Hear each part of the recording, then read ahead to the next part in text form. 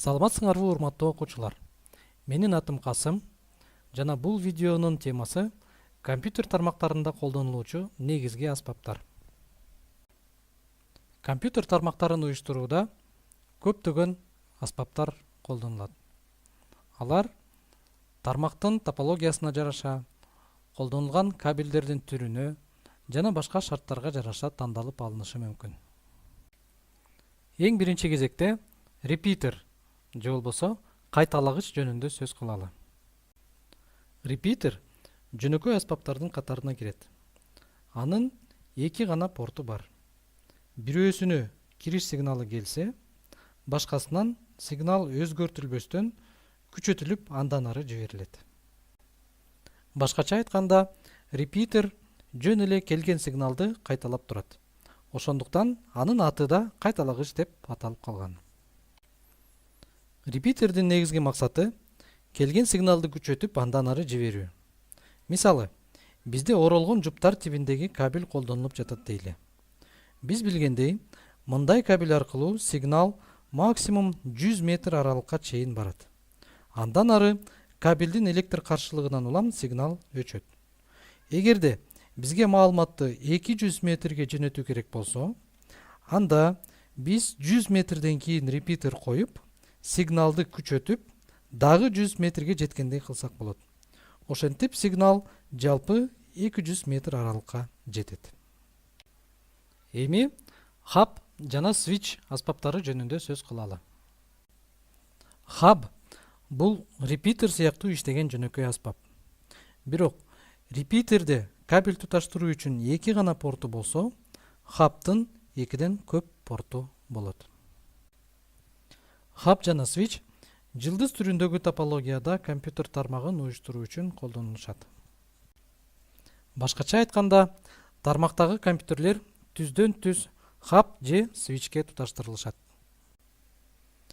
Эми хаб жана свичтин айырмасы жөнүндө айтып берейин. Жогоруда айтылгандай, хаб репитер сыяктуу иштейт. Ал кайсы бир компьютерден келген сигналды алып, эч ойлонбостон жана сигналды өзгөртпөстөн калган бардык компьютерлерге жөнөтүп коет. Ал эми компьютерлер болсо келген сигналды карап, ал сигнал кимге арналганын текшеришет. Эгерде сигнал башка компьютерге арналган болсо, анда эч нерсе кылбай коюшат. Эгерде сигнал өзүнө багытталган болсо, анда аны кабыл алып, иштетүүгө киришет. Бирок хабка туташкан эки компьютер бир эле учурда сигнал жиберишсе, ал сигналдар кагылышып, бара турган жерине жетпей калышы мүмкүн. Мындай кубулушту коллизия деп аташат. Коллизиялар компьютер тармагы аркылуу маалымат алмашуу ылдамдыгын төмөндөтөт. Демек, хаб колдонулган тармактарда компьютерлер маалыматты кезектешип, алмак-салмак жиберип турушу керек. Бир компьютер маалымат жиберип турган кезде, башка компьютерлер сигналды күтүп, тыңшап турушу керек. Андан тышкары, хаб колдонулган тармакта маалымат коопсуздугу да төмөнүрөөк болот. Себеби тармакка жиберилген сигнал бардык компьютерлерге барат.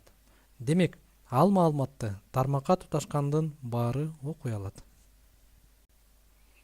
Свич болсо, хабка караганда акылдуураак машина. Ал келген маалыматты алып, анын кимге арналгандыгын текшерет да, ошол компьютерге гана жиберет. Андан тышкары, бир компьютерден экинчи компьютерге маалымат жөнөтүп жатып, ошол эле учурда үчүнчү компьютерден төртүнчү компьютерге маалымат жөнөтүп турушу мүмкүн. Демек, свич колдонулган тармактарда коллизиялар азыраак болуп, жана бир нече компьютер менен параллель иштегендиктен маалымат алмашуу ылдамдыгы да хабка караганда жогорураак болот. Андан тышкары, маалымат тиешелүү компьютерге гана жиберилгендиктен, маалымат коопсуздугу деңгээли да жогорураак болот. Кийинки аспап бридж же болбосо көпүрө деп аталат. Бридждин максаты компьютер тармагындагы коллизияларды азайтуу жана маалымат коопсуздугу деңгээлин жогорулатуу. Мисалы, биздин компьютер тармагыбыз эки сегментке бөлүнгөн дейли. Жана PC-1ден жөнөтүлгөн сигнал биринчи сегменттин ичиндеги PC2 деген компьютерге арналган болсун.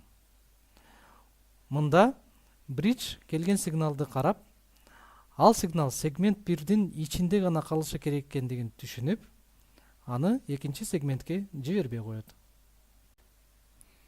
Ал эми биздин сигнал биринчи сегменттеги PC1-ден экинчи сегменттеги PC8-ге арналган болсо, анда бридж мындай сигналды көрүп, экинчи сегментке өткөрүп коет.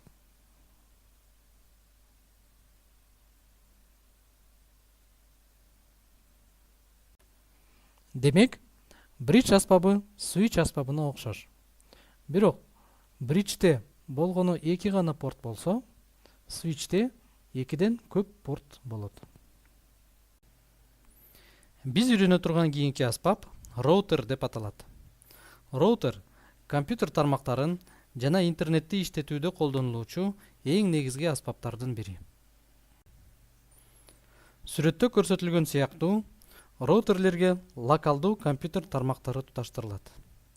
Ар бир локалдуу компьютер тармагында көптөгөн компьютерлер болушу мүмкүн. Роутерлер болсо өз ара байланышта болушат.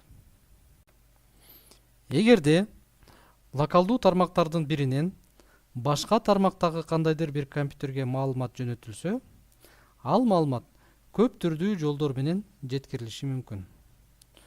Мына ошол жолдордун арасынан эң оптималдуусун тандап, тиешелүү жолго салууну роутер камсыз кылат. Демек, роутер мурда түшүндүрүлгөн аспаптарга салыштырганда жогорку интеллектуалдуу машина деп айтсак болот. Роутерлердин ишин жөнгө салуу үчүн ар түрдүү алгоритмдер колдонулат. Ал алгоритмдер көптөгөн критерийлерге таянып чечим чыгарышы мүмкүн. Мисалы, маалымат жөнөтүлүүчү жерге чейинки аралык, же болбосо маалымат алмашуу ылдамдыгы, же маалымат алмашуу каналынын канчалык бош же бош эместиги жана башка. Роутерлерде колдонулуучу алгоритмдердин бирин мисалга келтирели. Мына бул сүрөттө роутерлердин өз ара байланышуу жолдору жана алардын арасындагы аралык берилсин дейли. Бизге B роутеринен C роутерине маалыматты эң кыска жол менен жөнөтүү керек болсун. Бул жерде B роутеринен C роутерине чейин ар кандай жолду басып өтүп жетсе болот. Бирок эң оптималдуу жол B роутеринен баштап, адегенде E роутери, анан D роутери аркылуу өтүп, акырында C роутерине жетет. Ушуну менен биз компьютер тармактарын жана интернетти иштетүүдө колдонулуучу негизги аспаптарды карап өттүк. Албетте, мындан башка да аспаптар бар. Алар жөнүндө маалыматты интернеттен тапса болот. Ал эми бул видеодо колдонулган сүрөт жана маалымат булактары алдыңарда көрсөтүлүп турат. Көңүл бурганыңарга рахмат.